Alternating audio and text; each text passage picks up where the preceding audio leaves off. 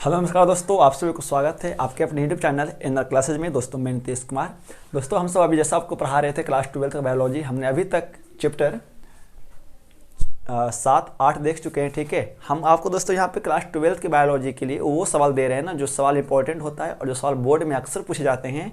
और हम आपको यहाँ पे दोस्तों तैयारी करवा रहे हैं 2023 के बच्चों के लिए। ठीक है, उम्मीद होगा कि आप इसका लाभ ले भी पा रहे होंगे और उन मित्रों को शेयर भी कर सकते हैं जो 2023 में बच्चे एग्जाम देने वाले हैं, 12th वाले, है ना। चाहे वो बिहार बोर्ड के हो, चाहे कोई, मतलब जो भी जहाँ भी एनसीईआरटी पैटर्न लागू है वहाँ पर ये सवाल आपके बहुत हेल्पफुल होने वाले दोस्तों। ठीक है, तो आप ये वीडियो में बने रहिए लगता है और पूरी वीडियो को देखिए, क्योंकि हम सब क्या करते हैं, हर पार्ट में आपको 5 सवाल लेकर आते हैं और वो सवाल लेकर आते हैं चैप्टर वाइज, जो इंपॉर्टेंट होता है हमेशा बोर्ड एग्जाम की दृष्टि से। ठीक है, तो हम सब यहाँ पे दोस्तों 5 सवाल लेकर फिर आए हैं। जैसा सवाल नंबर 1 आप देख रहे होंगे, और हाँ अच्छा लगे तो लाइक जरूर कीजिएगा, क्योंकि आपके एक लाइक से ना हमें अंदर से और मोटिवेशन मिलता है और हम आपके दोस्तों काम करने पर तत्पर रहते हैं। दोस्तों शुरू करते हैं।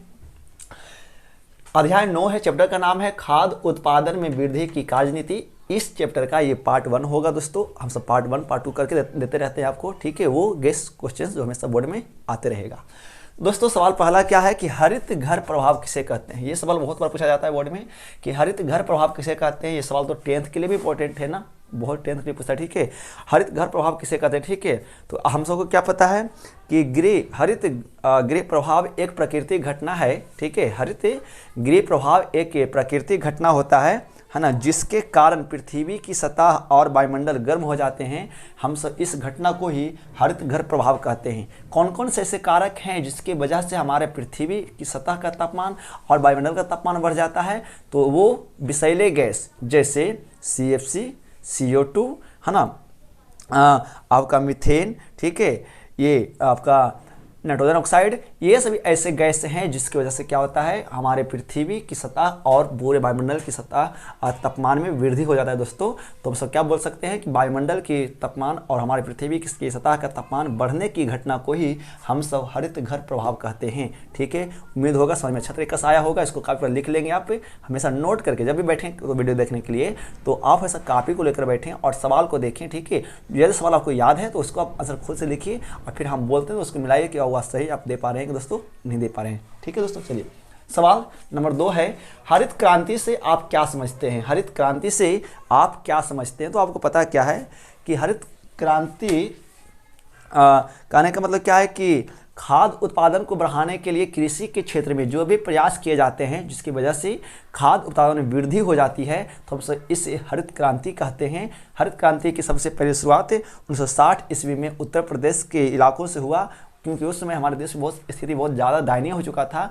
खाद्य उत्पादन की वृद्धि में हम सब बहुत पीछे हो गए थे। तो इस पर जोर देने के लिए सरकार की तरफ से एक विशेष पैकेज लाया गया, हाँ, जिसके तहत किसानों को अच्छा बीज मुहैया कराना, किसानों को उर्वरक अच्छा मुहैया करवाना, सिंचाई की सुविधा देना, यहाँ तक कि किसानों को वित्तीय सहायता रूप में कुछ पैसा प्रदान करना, ये सभी योजनाएं हरित क्रांति के अंतर्गत दोस्तों आते हैं। हम सब क्या बोल सकते हैं, खाद्य उत्पादन की वृद्धि के लिए कृषि क्षेत्र में अपनाए गए जो भी उपाय जिससे कृषि क्षेत्र में वृद्धि हो सके, उत्पादन में वृद्धि हो सके दोस्तों, तो हम सब इस व्यवस्था को ही हरित क्रांति कह देते हैं, जिसकी शुरुआत हमारे देश में 1960 ईस्वी से हुआ है। ठीक है दोस्तों, चलिए ये हरित क्रांति। अगला सवाल क्या है, कुक्कुट फार्म प्रबंधन पर एक संक्षिप्त लिखें। कुक्कुट फार्म मतलब हम सब इसको क्या बोल सकते हैं दोस्तों, मुर्गी फार्म भी कहते हैं या मुर्गी पालन भी कहते हैं। तो बहुत बड़ा जो इंपॉर्टेंट सवाल है इस चैप्टर से, मुर्गी पालन क्या है या मुर्गी पालन सब क्या समझते हैं, या कुक्कुट फार्म प्रबंधन पर एक विवरण आपको दें। आपको दोस्तों पता क्या है कि कुक्कुट फार्म हम सब क्यों खोलते हैं। तो कुक्कुट फार्म लिखना क्या होगा दोस्तों, आपको आंसर कि कुक्कुट फार्म, है ना, मुख्यतः मांस और अंडे प्राप्त करने के उद्देश्य से, है ना, किया जाता है। अंडे और मांस देने वाले पक्षियों को इस फॉर्म में रखा जाता है, जैसे मुर्गी हो गया, बत्तख हो गया, टर्की हो गया आदि, है ना। फिर और उनके रख रखाव की सुविधा होती है। पक्षियों का रख रखाव, प्रजनन तथा उनके उत्पाद का संग्रहण आदि कुक्कुट पालन कहलाता है। इसे हम सब क्या करते हैं, प्रचलित भाषा में मुर्गी पालन भी कहते हैं। मतलब क्या बोल सकते हैं दोस्तों, एक प्रोफेसर सुन लीजिए आप कि कुक्कुट पालन मुख्यतः मांस और अंडे की प्राप्ति को उद्देश्य किया जाता है। इसके अंतर्गत अंडे और मांस देने वाले पक्षियों की रखरखाव, उनका प्रजनन तथा उनके उत्पाद का संग्रहण आदि करना कुक्कुट फार्म कहलाता है, जिसे आम भाषा में हम सब मुर्गी पालन भी कहते हैं। कुक्कुट पालन के अंतर्गत मुर्गा, बत्तख, टर्की जैसे जीव को पक्षियों को पाला जाता है। अंडा देने वाली मुर्गियां है ना एगलेस कहलाती है, जो देश में विकसित की गई ऐसे कई सारे नस्ल हैं जिससे हम मुर्गी पालन के अंतर्गत रखते हैं और इससे हम अपनी खदान में खाद्य उत्पादन में वृद्धि भी करते हैं और हम इससे अपना आर्थिक लाभ कमा सकते हैं। तो यह व्यवस्था मुर्गी पालन कहलाती है। दोस्तों आपको इतना लिखना होगा। सवाल दोस्तों 4 क्या है कि गेहूं के 4 अच्छे किस्मों का नाम लिखें। गेहूं के 4 अच्छे किस्मों का नाम लिखें।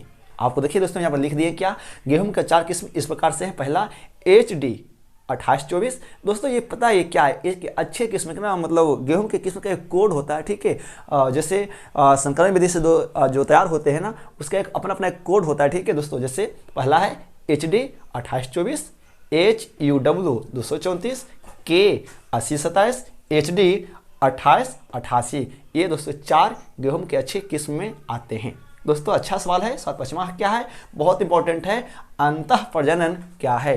अंतः प्रजनन क्या है यदि आप इसका आंसर जानते हैं खुद तो पहले लिख लीजिए, फिर हम बोलते हैं दोस्तों, तब इसको अब मिला सकते हैं, ठीक है। आपको पता क्या है अंतः प्रजनन क्या है कि जब एक ही नस्ल के पशुओं के बीच है ना प्रजनन होता है तो इस प्रकार के प्रजनन को अंतः प्रजनन कहते हैं। और इस प्रकार के प्रजनन एक ही नस्ल के पशुओं के बीच 4 से 6 पीढ़ियों तक हो सकता है, तो हम सब इसे अंतः प्रजनन कहते हैं दोस्तों। तो ये 5 सवाल था खाद्य उत्पादन में वृद्धि की कार्यनीति से। दोस्तों उम्मीद होगा समझ में अच्छा आगा होगा। दोस्तों लाइक कीजिए, वीडियो को शेयर कीजिए और आप पूरे आंसर को एक बार ध्यान से सुनिए और उसको लिखिए, ठीक है। तो दोस्तों मिलते हैं अगले वीडियो में, तब तक नमस्कार। और हाँ दोस्तों वीडियो को जरूर शेयर कीजिए उन मित्रों के साथ ताकि लाभ ले पाएं। जय हिंद, वंदे मातरम। दोस्तों बन रही वीडियो में, आगे वीडियो से मिलते हैं अगले वीडियो में पार्ट 2 में। दोस्तों जय हिंद, वंदे मातरम।